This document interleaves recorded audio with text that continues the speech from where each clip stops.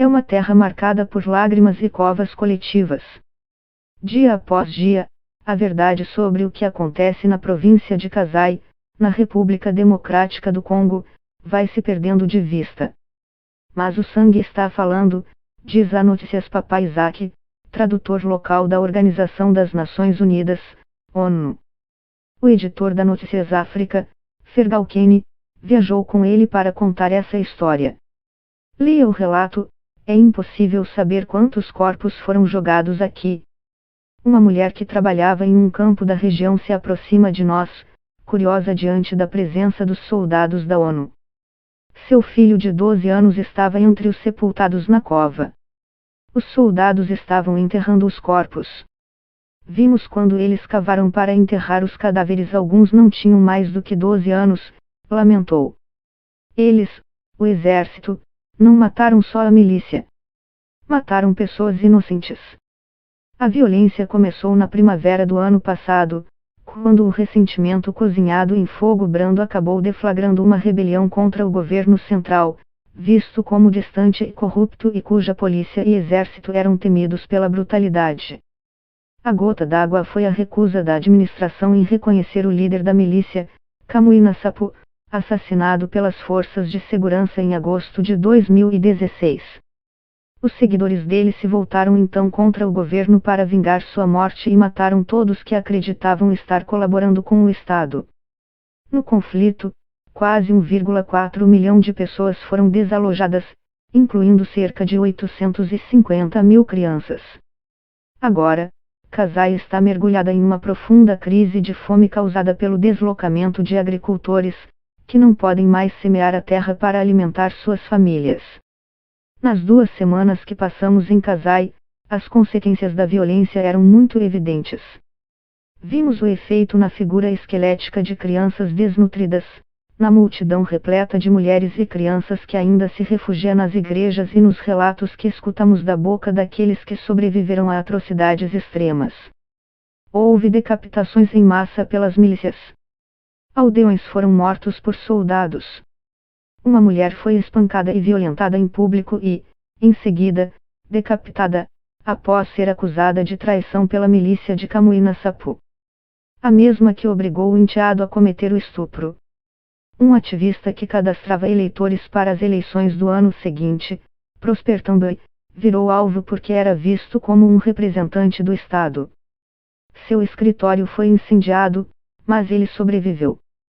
A tragédia continuou, no entanto, a perseguir sua família. Sua filha e genro foram capturados em uma barricada, sequestrados e decapitados. Seu crime? O genro era um engenheiro que cuidava da manutenção de estradas para o governo. Também mostra uma foto dos 5 netos, que ficaram órfãos com a morte dos pais. Os filhos deles ficaram órfãos e estão aqui. Agora eu cuido deles, disse. A resposta do Estado às revoltas foi implacável. O exército e a polícia apontaram suas armas contra membros da milícia, muitas vezes aldeões munidos com armamentos caseiros e amuletos simples, que eles acreditavam servir de proteção contra as balas. Mas civis que não tinham vínculos com a Kamuina Sapu também foram assassinados. Em algumas áreas, a instabilidade revelou rivalidades étnicas, mas seria um grave erro caracterizar o que aconteceu como violência étnica. Era a violência dos pobres e dos mais isolados, em um lugar onde o Estado era qualquer coisa menos um ator imparcial. Conversamos com diversas testemunhas que descreveram as atrocidades cometidas pelas forças de segurança e a milícia Banamura, que apoia o governo. Elas pediram para não serem identificadas por medo de represálias do exército. Ao lado do rio Kasai, na cidade de Tchikapa, um homem apontou para a correnteza que estava forte.